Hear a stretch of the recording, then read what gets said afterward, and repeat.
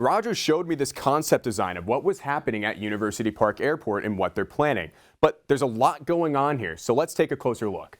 It'll be put into a barrel for a minimum of 2 years. Will end up in a bottle like this. And you can see over my right shoulder how there's still a train derailed off the tracks. Now this is as close as crews would let us get and as close as anybody could get. So while thon dancers are preparing themselves physically and mentally for this weekend, they are allowed to prepare a duffel bag. However, what they are bringing may not be what you're expecting.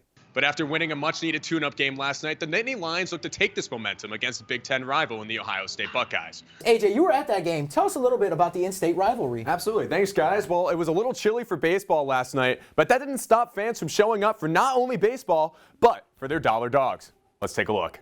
Well, after winning 16-8, Rob Cooper said that he wanted to dedicate that game to his late father-in-law, someone he knew longer than his own father. And I'm AJ Sisson. Thanks for joining us for the Center County Report. Our top story, search and rescue operations continue in Turkey and Syria today after a series of major earthquakes struck the region 4 days ago, killing thousands. 11 projects in State College have been awarded $2.7 million in state funding. The projects range from road improvements to recreation facility renovations to water system upgrades. And when it comes to food insecurity, a surprising number of college students are also facing those challenges. And Penn State's boxing team is celebrating 100 years of history. The program reigned supreme from 1923 until 1954, when boxing was removed from varsity athletics. The NCAA discontinued the sport in 1961, but as part of the National Collegiate Boxing Association, Penn State has placed itself once again among the nation's best, one knockout at a time. The historic Center County Courthouse will undergo renovations this year. The Bellefonte landmark, built in 1805, is in major need of repairs to the outside. The roof and retaining walls are a key focus because they deteriorated over the years. I think we may touch 60 degrees on Thursday. Thank you, Kyle. I'm just glad it's not going to be as cold as it was in the weeks beforehand. Yeah, last week it was freezing, but I'm glad it's warming up a little bit for Super Bowl Sunday. But speaking of Super Bowl Sunday, let's toss it over to Anna Camden for sports.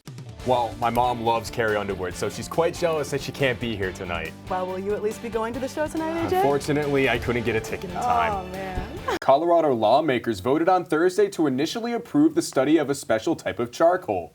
The substance is called biochar and is made by burning organic material at high heat with low oxygen. And a move that has only been seen a handful of times since the Civil War, Tennessee Republicans expelled 2 Democratic lawmakers from the state legislature on Thursday. The votes come in the wake of protests for more gun control after a deadly school shooting in Nashville just last week. The Kansas House voted 70-52 to pass a bill that would revoke the license of doctors who provide gender-affirming care to minors. The state Senate then voted 23-12 to approve the bill. However, Democratic Governor Laura Kelly is expected to veto this bill. She stated that she would protect youth transgender rights and reject those that would try to discriminate them. This is East Palestine today. But a couple of weeks ago, the town of nearly 5,000 people looked a lot different after a Norfolk Southern train derailed and dumped 1.1 million pounds of vinyl chloride in the air and ground. Eventually, control burned. But weather commonly travels from west to east. Could Center County be affected by the fallout of this disaster? Despite the pictures you've seen, this huge black cloud of smoke and chemicals high into the atmosphere, that's too long a distance for anything in that plume to really survive in any meaningful way that it would have an effect on State College. However, 140 miles away, 100,000 people in Columbiana County are wondering the same. It has been nearly a month here in East Palestine, Ohio since the train derailment. And you can see over my right shoulder how there's still a train derailed off the tracks. Now this is as close as crews would let us get and as close as anybody could get, as roads are still closed leading up to the scene, not allowing any residents nearby. Residents like Bennett Bruno, who took water samples from a creek nearby just 2 days after the incident, says it smells distinctly like chemicals. He showed me and my colleague. It's a strong odor. And we had this was in the air the next day, Saturday after the derailment. And it was pretty much around here all day and then pretty much went away. It's come back a couple times since then. According to the EPA, hundreds of homes have been tested and show no signs of contamination. Over a dozen wells were drilled to track where the water is moving. When asked, crews said they were not allowed to answer questions. Norfolk Southern CEO Alan Shaw will testify to the Senate's Environment and Public Works Committee on March 9th. Reporting in East Palestine, I'm AJ Sisson for the Center County Report.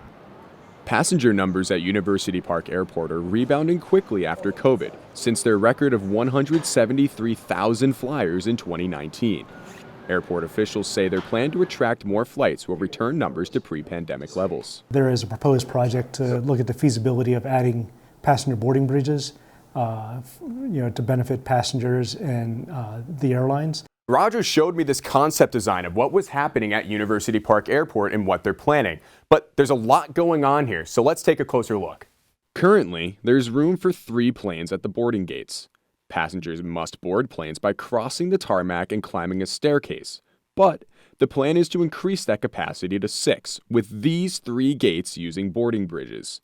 They'll have to add to the control tower end of the building, which could cause traffic problems. We will have to work around the air traffic coming in and out, so it will affect it some, especially when we start installing the actual boarding bridge on the ramp space. The project itself could begin construction in the next year, with hopes that it'll be done in the next 9 months. In Benner Township, I'm AJ Sisson for the Center County Report. Hey, thanks, guys. I'm live here outside the Bryce Jordan Center where it's cold and windy, but excitement is brewing here on Penn State's campus. In about 3.5 hours, dancers will start lining up to get in through the doors. I got a deeper look into how these Thon dancers were preparing for this upcoming weekend. Thon, the largest student-run philanthropy in the world, begins tonight at 6 p.m. in the Bryce Jordan Center. The floor will be filled with 707 dancers, which is 40 more than last year. Dancers must be upright for 46 straight hours, not including bathroom breaks. But why do they do it? When I know there's kids out there way less fortunate than me, and I'd like to represent them and their families on the floor for Thon 2023. My family does have a history of pediatric cancer, so my involvement throughout has always been around that. No one in particular, but just all the kids that are fighting cancer day in and day out. Thon raises millions of dollars to help support the families of pediatric cancer patients. While standing and dancing for 46 hours is no joke, it takes a lot of preparation mentally and physically. I trained for almost 3 months straight before Thon weekend. On top of that, I cut out caffeine, just stretching every single day. So while Thon dancers are preparing themselves physically and mentally for this weekend, they are allowed to prepare a duffel bag. However, what they are bringing may not be what you're expecting. I'm gonna bring a pair of Crocs. I got a couple running shoes, and then probably like some open-toed like sandals or flip-flops. Not everything is meant to support them physically. Probably my favorite thing that I'm bringing to the BJC is a little squishy blue dinosaur that I found in the dollar section at Target. Anything that'll help them through the next 46 hours. Well, the dancers I talked to said their favorite thing about Thon is the community that forms around the event. So the support they might be getting might not be from a little blue squishy dinosaur, even a pink teddy bear, but the community that's in the stands. Reporting live here in University Park, I'm AJ Sisson. Back to you guys at the desk.